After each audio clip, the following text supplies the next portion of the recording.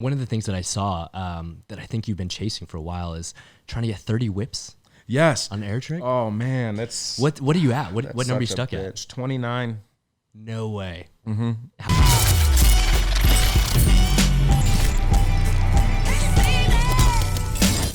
What's up, guys? Today's guest is a professional movement athlete. Please welcome back to the JAMCast, Mr. Dom Lewis. Hello, hello. What is up, dog? Long time no see. I know, it has been a while. It's been what, maybe 12 hours since I saw you Yeah, last? a whole 12 hours. Or maybe 18 hours. We're pushing, yeah. You know, it's almost been a day. And what's crazy is that like before that, it had been maybe like 6 months since I last saw you. Like Actually, maybe January, I think? It might have been January? Oh, yeah, because I saw you briefly when I was here. We had like a little session at Jam with Bailey and the boys. Yeah, that was fun. Yeah. So that was a brief one. But last night was a night to remember, guys. Unreal. Man, if any of you guys follow either of us on social media or any of like our circle of friends or professional freerunners in Los Angeles, last night was Pasha, the boss's wedding, and we all got to attend. It got very lit. Dude. Wedding of the year, wedding of the decade. Wedding of the century, bro. Yeah. That was easily the best, most fun wedding I've been to, bro. Like, I loved that the ceremony was like 10 minutes. Yep. I loved that immediately after the cocktail hour, they're like, let's go to the performances. I'm like, what are y'all talking about? They're like, we have a trampoline for all these amazing people to show off. I honestly had no idea that like there was like a slate for those performances. So I knew the trampoline was there, and I thought it was just for us to play around on and stuff. too. So I'm like, we're all out there jumping on the trampoline and like doing our thing. And then when we get off, they're like, all right, now the next performance is about to start. I'm like, wait a minute, I was just performing? Like, I thought I was just hanging out with my homies drinking and jumping on the trampoline. It was insane, bro. I'm like, literally, like, what other wedding will you go to where literally between cocktail hour and the reception, do you have world-class free runners doing double flips on a trampoline, followed by aerial artists on like, you know, on a aerial loop and stuff. Like, actually unreal. Crazy. That was so cool. Crazy. Yeah, Ashley and Pasha, they did it right. Yeah. They did it right. And to top the night off, guys, we got to listen to Chromeo and Diplo DJ live. Yes, that was that what a dream. You guys should all have FOMO right now. Absolutely. I literally had FOMO once I left. I'm like, what's happening now that I left? I didn't want to leave either. Like, I don't even know what time we ended up leaving. I was a little intoxicated, inebriated, but I don't even know when we left, but people were still doing stuff. Like, it was crazy, bro. Yeah, it was insane, man. I can't wait for the next wedding to happen. Yes, I don't know who's it gonna be. I was thinking of that too. I'm like, which one of our friends is going down next? But everyone seems a little far away from that. I agree, and everyone's like, well, you have to be next because you're old. Like, but that because of how old Pasha and I are like 5 days apart. I think I'm older though, so they're like, yeah, you have to be next. I'm like, well, technically, I would have had to be before him. So since he already beat me to that, I'm good. Like, I get the pass now. I think age-wise, I think me and Eric are above everyone too. Yes, yeah, you are. So I don't know if it's gonna be you or Eric. Oh, Eric, you better be looking, dog. It's gonna be Eric. Oh man, that is crazy, man. But yeah, no. More than anything, it was just so cool to be surrounded by people like yourself and a bunch of the homies, and just collectively just have this energy together of so many talented people that are bound together by our love of movement. Yeah, it was genuinely just such a cool thing. Like, aside from all the cool, like, you know, scenery and like where it was and, you know, beautiful wedding stuff, like just the vibes of the people was unmatched. So, dude, I gotta ask, bro. Where did you get your fly t-shirt from? You know, this dope t-shirt right here, just happened to pick it up at a place called Joining All Movement, Jam. Splice that promo out. Yeah. Oh, man, I appreciate all the support, dog. Anytime you wear it on your page, I'm like, hell yes. Dude, I wear this too much, honestly. Like, tell me it's not comfortable. I genuinely wear it way too much. And the hoodie, too. Like, this is my new favorite hoodie, so I wear it all the time. It's so comfy, you know, it really is. You know, not to pat myself on my own back, but I'm like, dude, it's comfy. He's coming at you guys correct. It's very comfy, or I wouldn't be wearing it like every day. Totally. The hoodie I do wear almost every day, actually. No way. Well, not in LA with the heat, but no. Well, I mean, where I'm at in LA, like Brentwood area, it's always it's colder, especially at night. It's like 50 degrees. So yeah, I'm chilling in the hoodie. No way, Doug. So obviously you're out here visiting us here in Los Angeles, making one of your many trips that we see you on, your annual visits. Where are you calling home right now? Are we still calling it NOLA? Yeah, so NOLA, New Orleans is still technically home. Although like last year with COVID and everything, I like kind of had a good little reset. And I went and spent a ton of time with my family, and now I'm making it a point to spend more time with them more often. So, like, I'm back in Michigan all the time. So that's where I'm flying tomorrow. I mean, we have Neo coming up. So, I mean, that's the main reason I'm going back, but I've been flying back to see family a ton. Okay. Yeah, so it's kind of like I'm at New Orleans, and then Michigan's almost like home again. Totally. It's kind of nice. And obviously not to bring up like a sore subject, but it's something that's so universal we all went through. But what was COVID like for someone like yourself who literally is constantly on planes? Yeah, it was a like almost a blessing in disguise actually, because like I've been ripping and running, flying around the world now for years, and like after I graduated college back in 2014, that's when I started to like travel a ton, and then this whole like everything that happened with COVID happened right when I flew back to Michigan to see my family, and so I had just flown home like for St. Patrick's Day, so I flew home March 16th. St. Patrick's Day comes up, and then the whole world shuts down. Wow. And I was stuck in Michigan for 5 months, and that was the longest I had spent sitting still anywhere in almost 10 years. That's what I imagine. Which is nuts. Yeah. And then it was awesome that it was with my family. So I'm like, yo, this is it. It's kind of nice. I got to actually reset. It was a nice reset that I didn't realize I needed. Yeah. And then like now I'm back on the grind, like flying and stuff. So, but last year it was nice actually. Okay. So obviously it hurt everyone in different ways, but I think it was good for a lot of people also, like just to kind of just sit still and just like be present with, you know, who's around you and stuff, and just chill. Yeah, I think one thing that is cool that we kind of spoke about off camera before we started was that like even during the pandemic, obviously travel was restricted, but I personally got so many brand deals and sponsorships during that time because I felt like companies just wanted people to buy stuff. Like how was it for you? It's pretty similar, honestly. Like at first it was rough because I mean no one knew what was going on, you know. But like toward the end of the year, like things started to pick back up. Like toward the end of 2020, and then like this year too has been it's gotten a lot better real quick. So it's interesting. Yeah, it was like that. Another blessing in disguise thing. So it's like you kind of just get to sit at home and chill, but also like still work in a way, you know? So exactly. Because with what we do, it's a little bit different work-wise, obviously. Well, especially with you, like stunts and stuff, but like brand deal type stuff. Like I feel like we're pretty blessed in that aspect that that kind of stuff could keep coming. It's not like we had to go into a job that all of a sudden wasn't there because, you know, everything was shut down. Yeah. So it was pretty nice in a way, but obviously it was really bad for a lot of people. Yeah, 100%. So what was the focus of your time like during COVID besides spending time with family? Did you continue to keep your training up? Were you like making plans and goals for the future? Like, I mainly just focused on hanging with the fam, but I tried to get like back into better shape. So surprisingly, because a lot of people are like, I packed on some COVID pounds, and like my whole family kind of started to eat a little bit healthier. And then I mean, my mom and I, my stepdad, like we're all drinkers, you know, and so we shifted what we were drinking, you know, so not as much beer, more seltzers and stuff. So like the whole family got into a little bit better shape, and I was being outdoors a ton with friends because. I mean, you can't go out shopping, you can't go to the movies, you can't do anything like that. So I was out like hiking, kayaking, stuff like that, and then training also. So it was good. And when did things officially get back to, let's say, quote unquote, normal for you, where you were able to resume your travel life? I would say this year, like probably around January when I flew back here. Okay. That was my first time back here since last year. I was here for what was I here for? Oh, the Super Bowl. Super Bowl last year, Super Bowl 2020 was my last time in LA. Okay. And then January. So it was almost a whole year not being here, which was weird. Crazy, yeah. And like even when I came back in January, stuff was still kind of closed down. I know the governor still had a lot of like pretty strict restrictions going on. Yeah. And so it was still a little bit different, but I was back to traveling a bunch, and now I'm like mega on the grind, like all summer back to back flights all over the place. So it's finally back to normal. So for everyone out there that's like, you know, a follower of yours or a fan of your movement, what do you have on the agenda for this summer? Like what events are you hitting off? Well, Neo's coming up this weekend. Yes. Cannot wait. That's about to be unreal, dude. I'm so pumped. I'm so happy about Neo. I'm pretty bummed that I can't make it. It's the one thing that I will say is that I'm not as sad because they're not holding it at Matt's actual gym. It's being held at a third-party gym in Detroit. But yes. Obviously, Neo's one of the biggest gatherings in the United States, in the world. So yeah. I'm actually kind of happy where it's being held now because that's one of my home gyms. Totally. So I'm pumped for it, and like all my teammates are super pumped, and it's not too far away from where it normally is, but I mean I get like the gym it's about to be held at Downriver is just so big, and with how big Neo's about to be this year, now everyone has like that gathering mentality back finally since last year it didn't happen. Yeah. Everyone's making sure they're coming this year. And so they needed a big facility, and like Downriver's gigantic. So yeah, that's what I've heard. It's going to be huge. Fitting for the gym. Have you been to any gatherings since COVID has?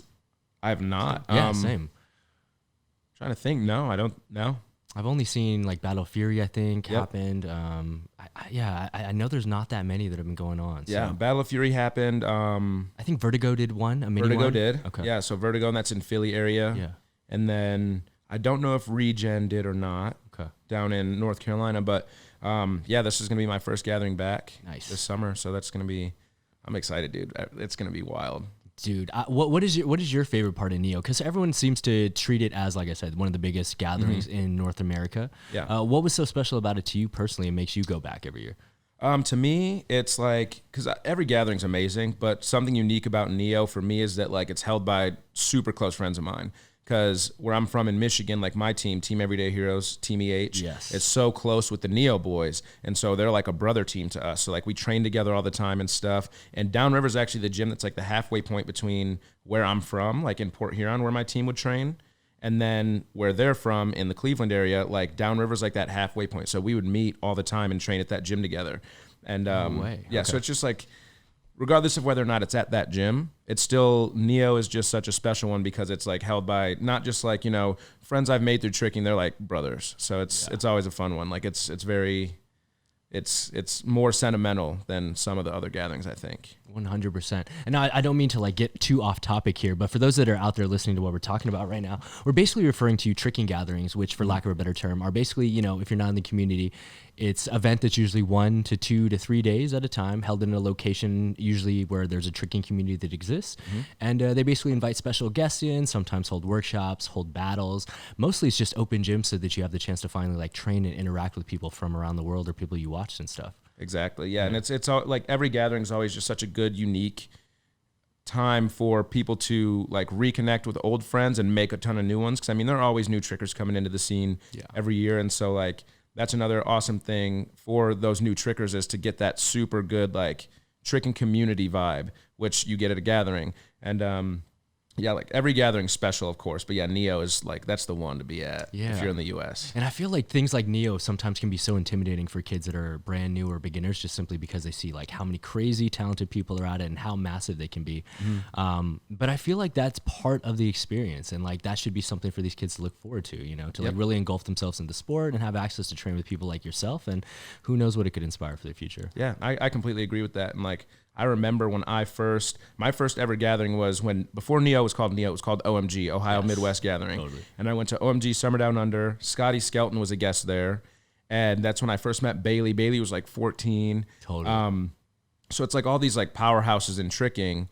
And I was tricking maybe 2 weeks. Like I was 2 weeks into tricking and I'm already at OMG. No and then way. 2 weeks Okay. after that was Dreadnought 11, where like Anise, Danny, famous like one. the big, like the most famous, like that specific gathering, the most famous one like ever in like tricking history, pretty much.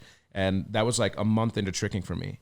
And I'm like, I was in that boat where like, I mean, I wasn't too young. I was 18 at the time, but I was still just like, whoa, this is so intimidating. These guys are so good. Like this is insane.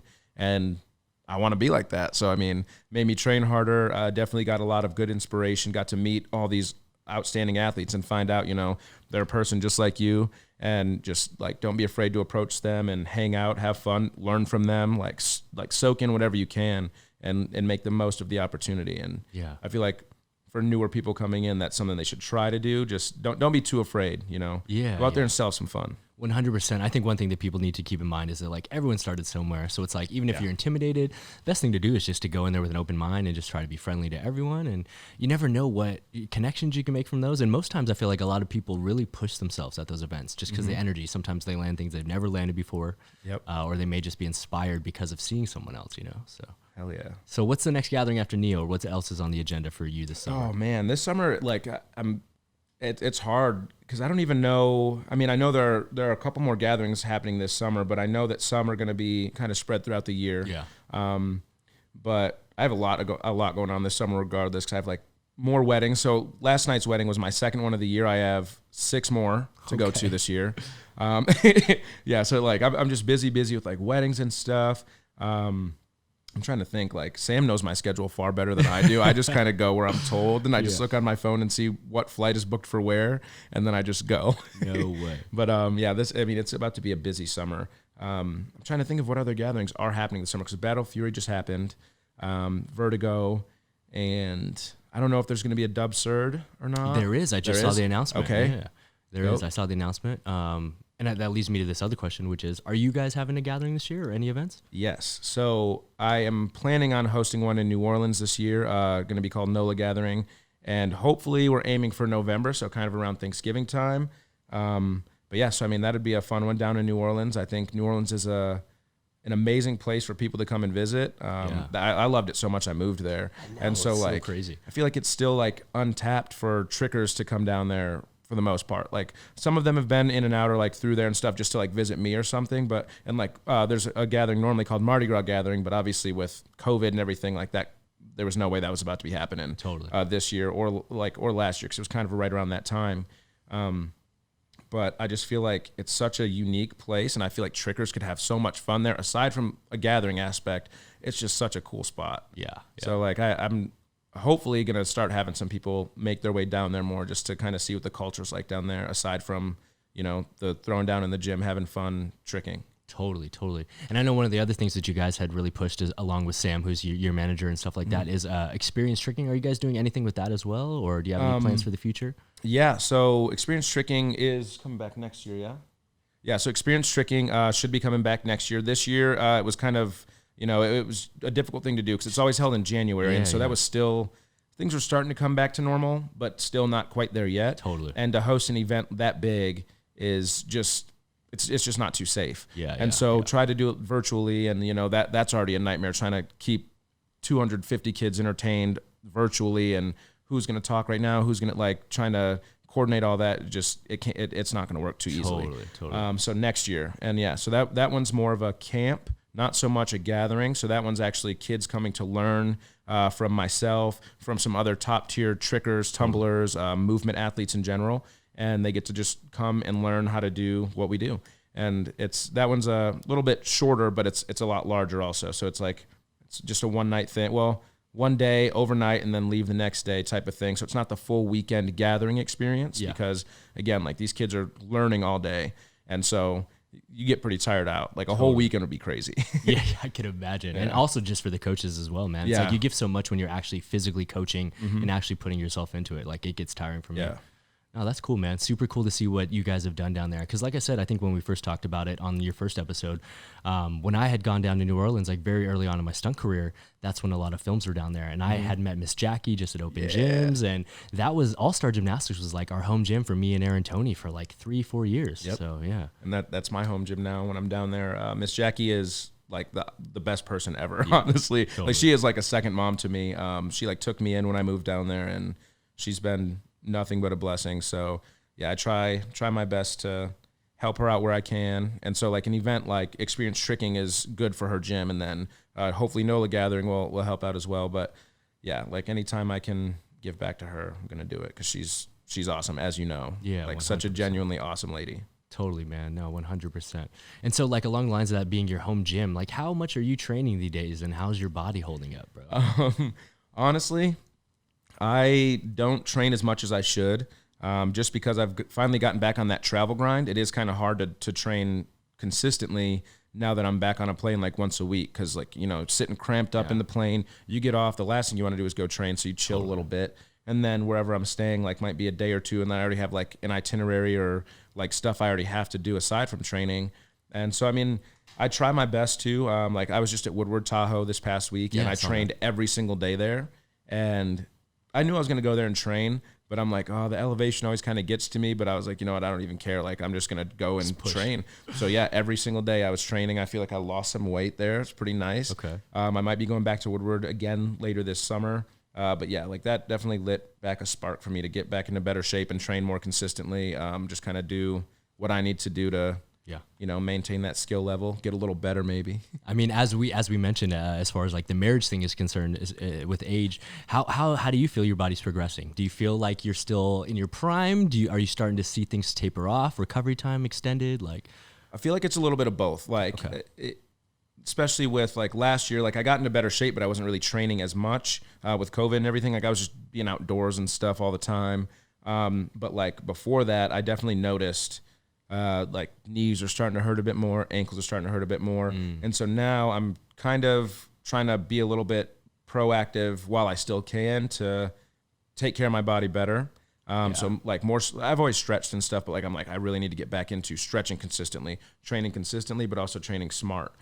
So a lot of the training I've been doing is like on air track and stuff, easing my way back into it before I start throwing down on the floor again. So I can still practice the skills, get back into shape, and then start going hard on the floor. Cause obviously the floor is a little less forgiving than an air track. So a lot of the stuff I've been doing has been on air tracks and trampolines lately, just to like maintain that skill level and then throw it back down onto the floor, hopefully soon. But I'm noticing a bit more, like obviously I'm getting older. We're all getting older. So you start to feel it. It does take a little bit longer to recover, but I feel like I just said, like I just got to start being more proactive right now while I can to maintain the body structure the best I can. 100. And one of the things that I saw that I think you've been chasing for a while is trying to get 30 whips.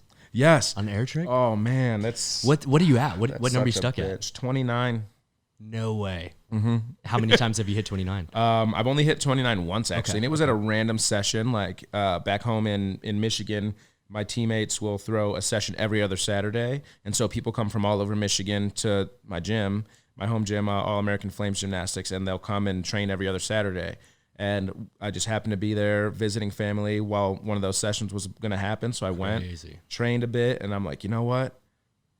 Why not just try it? I didn't go in expecting to like, you know, throw that down, but I got 29 and I'm like, all right, I definitely can get 30, but I was so mad at myself. No dude. way. That's when crazy. I hit 29 and I just couldn't do another one because I couldn't see. I didn't even know where my feet were in relation to my head. Like, Are you at that point? What happens? Is it dizziness? Is it you're lost? Is it fatigue in your muscles? Like it's not much fatigue in the muscles, honestly. Somehow, like I could do whips all day, but like the breathing aspect gets it, and then that starts to get like dizzy, nauseous, and like I have asthma, so like it's already hard to breathe as it is. Totally. But like, going that much, it's normally my lungs, and then just like your eyes doing this for like that so fast. Oh man, it gets pretty nuts. Your brain doesn't know what's going on anymore. Like I don't know where the floor is versus the ceiling. My body's just going on autopilot at that point, and then. Crazy. All of a sudden, I'm like, oh no, my feet missed. Now I'm on my back or something. Is there any other things that you're chasing right now, or anything that is still on the bucket list? You know? Yeah. I knew for a long time it was gainers. Yeah, gainer switches, and I'm not gonna say I gave up on that one because I'm still gonna train to beat like my record of 18, but like the world record right now I think is 30. Fareed Zatoun, I think he still has that one, and it was on concrete. I think so, bro. So I'm like, I'm definitely not about to do it on concrete. I'm too old and too wise. Okay, bro. Words of wisdom: don't train on concrete. Totally. All right, it's not good for your body.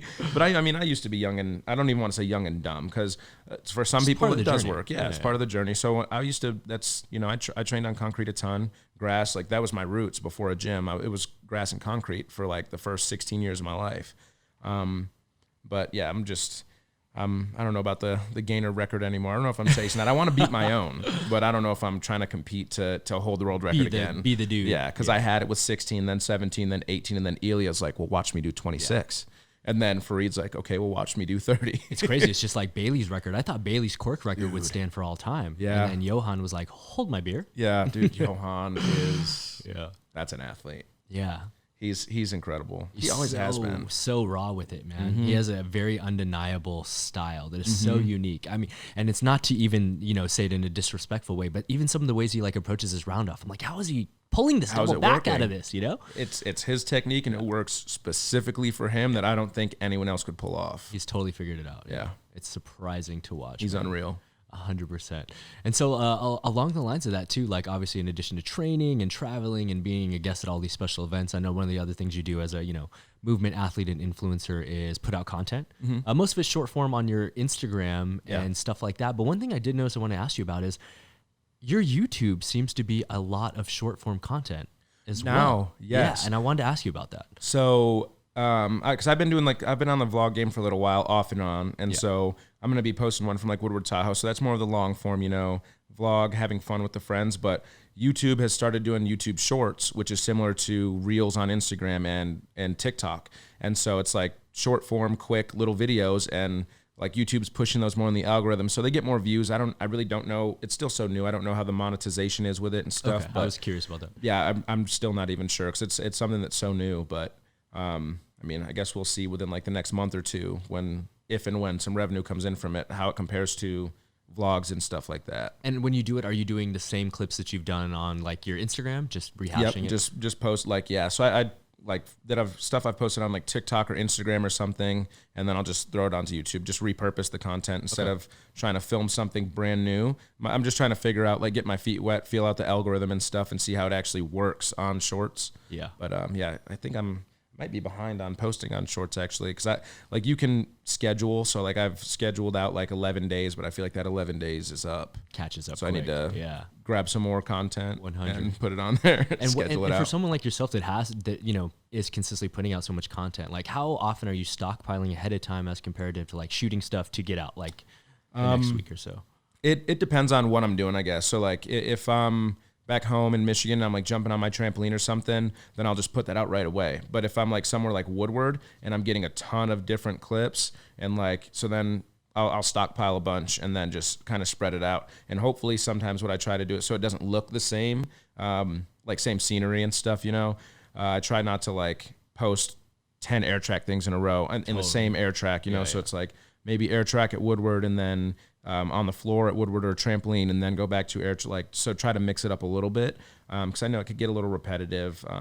But yeah, so that's another reason why I need to get back into training and stuff to push out newer and better content and just kind of show people that us old folks still got it, you know? And do you think about the clips that you're going to create ahead of time, or is it just kind of like based on the scenario when you're in a gym and you're like, oh, that was cool. Let's film it's that. A little bit based on the scenario, yeah. Like sometimes like I don't even think ahead of time. I'm just like, hey, pull this out. I don't know what I'm about to do, but like, just record this for me really quick and I'll get on the air track and do something and see how it goes. Yeah. So like a lot of times I don't even plan ahead. I'm just like, I might do something cool, so let's have it on video just in case. Just in case, yeah. No way. That's crazy. Okay.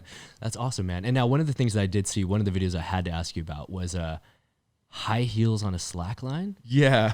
What was the inspiration behind it? Olga. Dude, Olga Henry is so, like, she's an incredible... She was at the wedding? Yeah, she was at the wedding.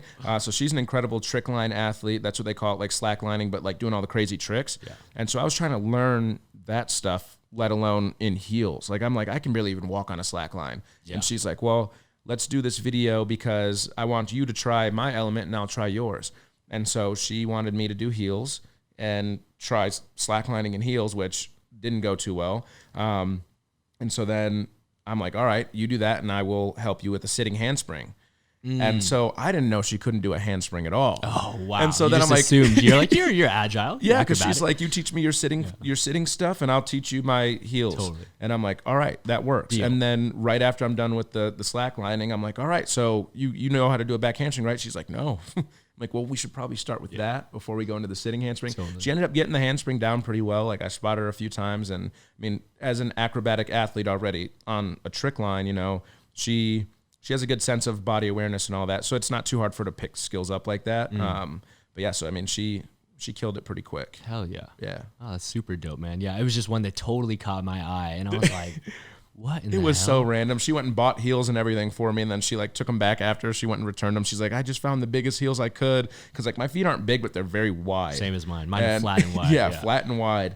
And so yeah, she had to go and like buy some heels for me to put on and try, and then she took them back. But, I mean, that is, I will admit this is one thing that we have in common. I have worn high heels on a shoot as well. Really? And multiple shoots. And dude, it is hard. It is. Guys, I have so much respect for stunt women that like can go do flips in movies in heels and stuff. Even if it's an aerial, it's like, bro, it's crazy. Even running, like that was my I think that was the first time I've ever had heels on my feet, actually. And so like even just walking around, like walking in sand was fine because the heels sunk in, so it felt like I was just wearing shoes. Totally. But like on concrete, what? Yeah. And girls walk around like that all the time. I know. Like, they'd be dancing, they'd be walking, throwing down in heels, and I'm like, you guys are crazy. Like, I could never. 100%, dog. 100%.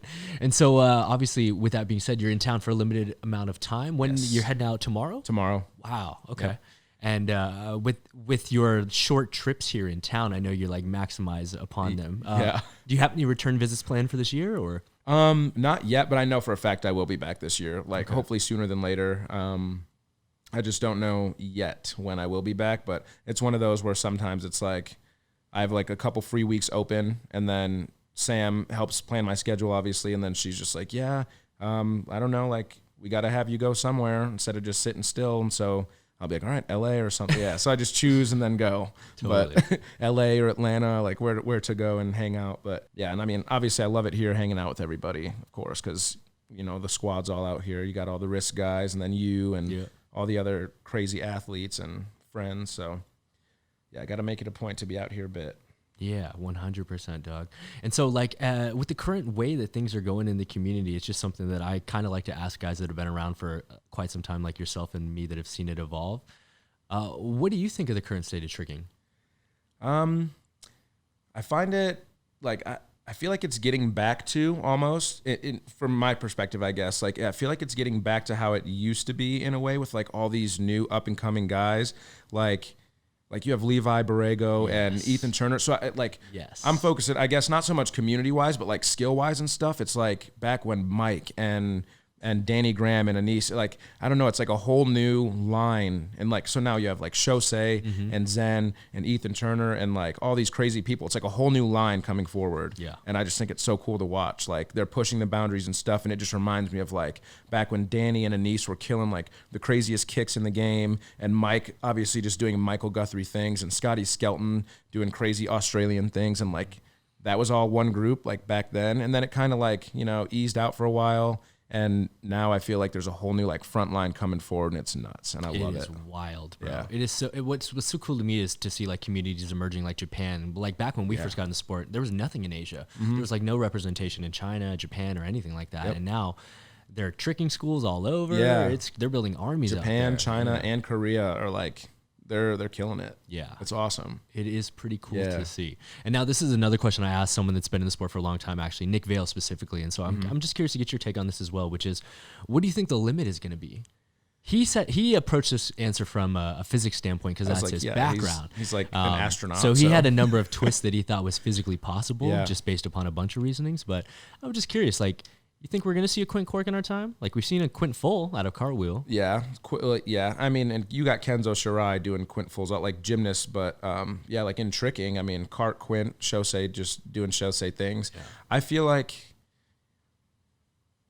I genuinely think that Quint might, like, if someone does hit Quint, I feel like that'll be the limit, but I feel like it's possible, honestly. Like a Quint Cork, I don't know who's going to do it. Who knows when? I feel like it's going to have to be someone pretty tall and very strong. Yeah. And very have strong technique where their toes go over the top. Yeah. So they're going to need like Mike's technique, but like Bailey's muscle mass, and then like the height of like a niece or something. Like, they're going to have to be like the perfect athlete to pull it off. I agree with you. But I feel like it's possible. I agree with you, dog. Yeah. Yeah. It's going to be an interesting next couple of years, because I feel we're at this tipping point where it's like, the stuff that's going down is so incredible. Shosei's inventing moves every single week. Yep. But it's going to get to the point where obviously something's going to have to break through, whether it be a Quint or it'll just be him making up these like double flip moves, which is so cool too. They're so funny. Yeah. Like obviously incredibly like hard and difficult, but it's just so fun. Like, I laugh watching it half the time, because I'm just like, there's no way people like he's doing this, dude. Like, what? And it just looks so easy and casual when he does it. It doesn't look like he's exerting himself fully. Like, I never even see him sweat in his videos. I don't know if he ever has sweat. That's what I'm saying, bro. I'm like, he doesn't even break a sweat, and he's pushing, like he's breaking tricking, but he doesn't break a sweat. Must be nice to be young. Yeah. Oh, imagine being 16 and flawless form, and must be nice. 100. And so with that being said, dude, like, what advice would you maybe have given yourself, a younger Dom, to have saved yourself time, or maybe just advice that you would have feel like impacted your journey, you know, had you known this information before? Drink less. No. No. Just, I guess, taking better care of my body overall, because I mean, I do a pretty good job with it. Like, I normally stretch often. I train pretty smart, but like, I love to party and stuff, and I just feel like I got to watch that a little bit and take just better care of my, like, you know, just my overall body, because I don't eat the healthiest, but like, when you travel so much, it's kind of hard to eat healthy, because you always have to eat out and stuff, like eating fast food and yeah. But I wish I would have, if I could have gone back and told myself, I'd be like, just be a little bit healthier, like make a point to be healthy, you know, because I'm relatively healthy, but like, I could definitely be in a little bit better shape. I could have avoided some of my injuries, because half of them were done drinking. So it's like, just be a little bit smarter with the health aspect, I guess. 100. Okay, cool. Now it's super interesting to see, and obviously, you know, this is your second time on the JAMCast. For people that don't really know your story, the reason why we're not going over it is because they can go back and watch the first one and stuff like that. Check it all out. Yeah, exactly. Learn about me. Learn about the origin story. Yeah, it's a journey. Yeah, it was a journey. 100, man. And so, what are your current goals and aspirations? And has anything changed since the last time that we talked about the direction of your life? I don't think much has changed. Like I'm still pretty driven to eventually like open my own gym. Like you've obviously been a big inspiration with that, like with Jam and stuff. And now Tanner Brungart's opening his own gym. It's about to be done. Like it's already constructed and Where's stuff. that? And in Kansas. Okay. So like out in the middle of nowhere. Yeah. But I mean, Kansas doesn't have anything like that. So it's gonna be a It'll spectacle be poppin', there. Yeah. But yeah, eventually like I do want to open my own gym. Made specifically for like tricking, tumbling, all that kind of stuff. So not even necessarily gymnastics and all the equipment. Like I just want it to be a spot for like kind of what Jam does, you know, just a spot for all movement athletes to come, train, mesh well together, and just have fun. So that's like long-term goal right now. Just again, focusing on getting a little bit healthier, training some more, and kind of seeing if I can start pushing my own boundaries again, like I used to do. Because I used to, you know, with all the double A combos and like being innovative with different types of skills, like I want to get back into that. Okay. And now this is a unique question, and you don't have to answer it if it puts you in an awkward position as favoritism. But I just feel like for someone that's traveled so much, is there a gym that you feel like is one of your favorites you would recommend to listeners out there to check out sometime in their life? You know? Yes. I feel like you've been to so many different camps and gyms. Oh yeah. So for me, I mean, being biased, I would of course say All American Flames Gymnastics in Port Huron, Michigan, number one. It is an outstanding gym, but I think that my favorite gym ever is Turns Gymnastics in Amsterdam, where they host Hooked. Yeah. That floor, that's the only floor I've ever been on like that, like the blue floor. Wow. And I don't know, just that floor specifically. Now, like gym layout and stuff, of course, there are like bigger gyms out there, and like you can go to a place like Woodward that's like gigantic, and they have multiple floors and like trampolines everywhere, stuff like that. But I feel like Turns Gymnastics in Amsterdam is like. And I feel like a lot of trickers that I've asked this question that you're asking me, I feel like a lot of them have agreed. If they've gone to Hook, they're like, dude, yeah, that's like the best floor I've ever been on in my life. Wow. Okay. It's different. I mean, you've seen anyone who's seen the footage from Hooked or have been to Hooked, they know what it's like. Like, especially if people who haven't been there but if they watch any Hooked footage and they see people on that blue floor, like you'll see some of the most groundbreaking tricks ever done happen on that floor. Yeah, so hopefully Hook comes back too, man. That's one of the biggest gatherings in the world, hands down. That is, I'm pretty, well, at its peak, it's the biggest gathering to ever happen, so. Damn. It's crazy. Yeah, it's like 1,000 trickers. Yeah. From all over the world. It's so cool. Insane, yeah. So cool. Hell yeah, man. Well, no, and I know I've asked you this question before, so I'm just kind of curious to see if anything has changed as far as that is concerned. But where are you seeing yourself 5 years from now? And where are you seeing yourself 10 years from now? The 5 and 10 definitely, I better have my gym done. Okay. Yeah, definitely. Because in 10 years, I'll be pushing 40. So, yeah, because I'm 28 now. But within the next 5 years, I guess just, again, getting back into training and stuff, but also focusing on, like, just building my brand a little bit more, the Domitrick Media brand, starting to host my own events. Yes. And just kind of building my way up to where I can support and build my own gym and then, you know, have that happen. But within the next 5 years, I guess it's just grind time, like keep going, trying my best to improve skill-wise, health-wise, keep traveling, having fun, but kind of buckling down in the aspect of starting to focus on career moves versus just like throwing my body around. Yes, Yeah. 100%, dog. And so, like, if someone wants to get a hold of you and have you be a guest at their gathering or maybe come out and teach some workshops and stuff like that, what's the best way to get a hold of you? I mean, you could always send me a DM. I read my DMs daily. Send me an email. Because, I mean, all my stuff, like, is linked in my Instagram or TikTok, stuff like that. But finding me on any social media, Domitrick, and, just send me a DM or something. You could always DM my manager, Sam. Yeah, Samantha Lee Enterprises at Gmail. It's linked right into my Instagram. So that's the easiest way is to reach out to my manager, Sam. But, of course, send me a DM. I'm usually really good about getting back to stuff, especially if it's, like, to do something like a podcast or, like, something that actually is involved with, you know, tricking. Because a lot of times, a lot of DMs are just, like, people sending spam stuff or something like that. Tip, or just which the tip. I mean, I'll always answer that too, but like sometimes it's like people just like, hey, follow me, or hey, can you give me Tanner Brungart's number to FaceTime me or something? And I'm just like, ignore. Yeah. But like if it's something that has to do with like, you know, tricking, tumbling or something like that, I'll always answer. Okay. Hell yeah, man. Well, yo, dude, like I said, it's super cool to see your face. You're a familiar one here, not only in LA, but on the JAMCast and stuff like that. But I'm glad that we got to get together under these, you know, very limited time circumstances. Literally, but under, like we said, like when we started off, under good circumstances. So super cool to bring us all together for a good cause for once. Yeah. Yep. I'm happy to be back. I love JAMCast, dude. Dude, thank you. So man. good. I really appreciate it, man. And more than anything, I really appreciate people like yourself taking the time to come out and come back on here and just continue to like spread your journey, but more so just like inspire the youth with like what you're doing and everything like that. So it wouldn't be possible without you. So appreciate it, dog. Hell yeah, man. So yo, with that being said, I know you got a lot of stuff coming up this summer, from everything from the NOLA gathering to eventually ET next year and stuff like that. So you can just look in that camera, let people know where they can continue to stay up to date with you and follow your journey. Yep. If you guys find me on anywhere on the internet, it's at Domitrick, Dom-I-Trick. You'll find everything. I'm posting on my stories constantly. I'm always updating everyone with like every bit of my life that I'm doing. So that'd be the best place to find me, is just anywhere online at Domitrick.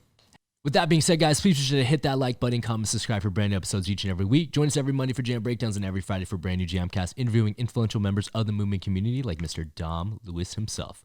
So with that being said, guys, I got to give one more very special shout out. Thanks for coming through, homie. I really appreciate it. I appreciate it. Thank you for having me. Hell yes. And hopefully we'll see you at your wedding next.